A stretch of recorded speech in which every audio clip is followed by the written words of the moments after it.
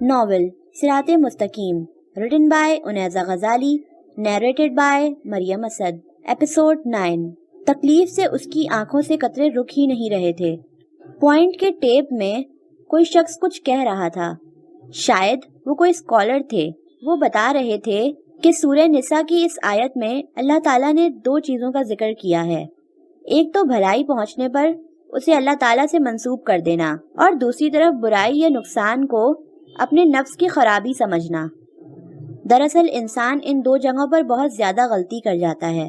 اگر اسے کوئی فائدہ ہوتا ہے یا کامیابی ملتی ہے تو اسے وہ اپنی محنت سے منسوب کر دیتا ہے، جس سے تکبر پیدا ہوتا ہے، اور اگر ناکامی ہوتی ہے تو اس کا ذمہ دار لوگوں کو ٹھہراتا ہے، جس سے نفرت، بغض، انتقام اور منفی جذبات کو فروغ ملتا ہے۔ اسی لیے تو یہ کہا گیا ہے کہ محنت انسان کرتا ہے لیکن نتائج اللہ ہی کے ہاتھ میں ہوتے ہیں۔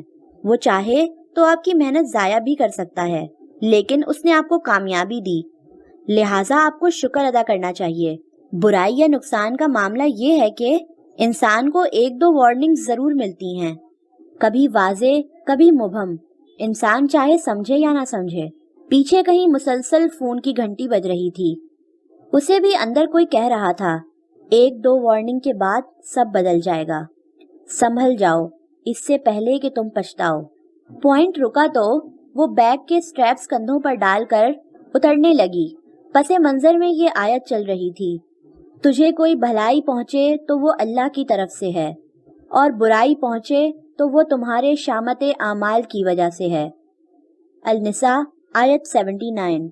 وہ اتر گئی تھی، مگر پھر بھی اسے ہر طرف سے یہی آواز آ رہی تھی، 1-2 وارننگ کے بعد سب بدل جائے گا، 1-2 وارننگ کے بعد سب بدل جائے گا۔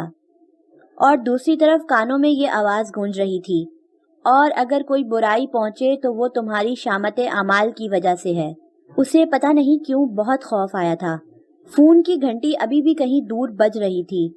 کیا ثانیہ کی کوئی غلطی نہیں تھی؟ کیا ساری غلطی اسی کی تھی؟ نہیں، ہرگز نہیں۔ لیکن یہاں تو سب غلطی کا ذمہ دار اسے ہی ٹھہرایا گیا تھا۔ لیکن کیوں؟ اور وارننگ تو ہاں اسے ملی تھی۔ اس کے دل نے بار بار ثانیہ کو کچھ بھی بتانے سے انکار کیا تھا، مگر وہ نہیں سمجھی تھی۔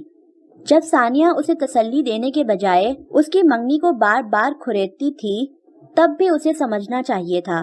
دوست تو دوست کی تکلیف سنتے ہیں، تسلی دیتے ہیں، مگر وہ ایسا کبھی نہیں کرتی تھی۔ وہ گھر آئی تو نیچے والا پورشن خالی تھا۔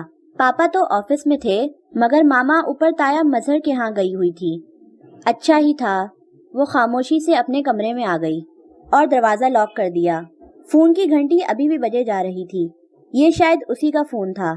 اس نے سوچنے کی کوشش کی اور پھر چیختا ہوا فون باہر نکالا۔ ثانیہ تھی، اور وہ پچھلے آدھے گھنٹے سے کالز کر رہی تھی۔ پہلے تو اس کا دل چاہا کہ کال ہی ریسیو نہ کرے، مگر پھر کچھ سوچ کر اس نے کال وصول کر لی۔ ثانیہ بہت فریش تھی۔ مت ڈھونڈو مجھے، مت کرو مجھے تلاش، وہ ایک دم غصے سے بولی تھی۔ اس کے انداز پر دوسری طرف خاموشی چھا گئی۔ چند سیکنڈز کے بعد آواز نمودار ہوئی، کیا ہوا ہے مسفرہ؟ جو ہونا تھا وہ ہو گیا، پر ہوا کیا ہے؟ تم ثانیہ، تم، میں کیا؟ تم ایسی ہو سکتی ہو؟ میں کبھی سوچ بھی نہیں سکتی تھی۔ تم نے کیوں کیا میرے ساتھ ایسا؟ میں تمہیں ہمیشہ اپنا رازدار سمجھتی رہی، اور تم سے اپنی باتیں صرف یہی سمجھ کر شیئر کرتی رہی کہ یہ باتیں صرف ہمارے درمیان ہی رہیں گی۔ پھر تم نے سب کچھ دوسروں کو کیوں بتایا؟ کیوں؟ اس کی آواز میں اب آنسو بھی شامل ہو گئے تھے۔ ایسی کون سی راز کی بات ہے تمہاری جو میں نے دوسروں کو بتا دی؟ دوسری طرف ثانیہ بولی تھی، کیا تم نے سب کو نہیں بتایا کہ ارسل سے میری منگنی ہونی تھی؟ تو اس میں ایسی کون سی بات ہے؟ اگر میں نے تمہارے تایا والی بات اور منگنی والی بات بتا دی، تم بھی تو کامن روم میں بیٹھ کر بات کرتی تھی نا مجھ سے، تو وہاں بھی تو کوئی نہ کوئی سن لیتا ہوگا۔ تو اگر میں نے بتا دیا تو ایسی کون سی قیامت آ گئی؟ مسفرہ تم بہت اوور ایگریسو ہو جاتی ہو، تمہیں لگتا ہے یہ کوئی بات نہیں ہے؟ مسفرہ کا انداز ویسا ہی تھا۔ نہیں، ثانیہ بھی اسی کے انداز میں بولی تھی۔ اس کی آواز میں دل کو کاٹ دینے والی بیزاری تھی۔ آج وہ اس ثانیہ سے بالکل مختلف لگ رہی تھی جس سے اس نے اپنی زندگی کی آدھی داستان شیئر کی تھی۔ جب تمہیں شرمندگی ہی نہیں ہے تو میں کیا کر سکتی ہوں؟ یہ کہہ کر مسفرہ نے کال کاٹ دی۔ اب بات کرنے کا کوئی فائدہ نہیں تھا۔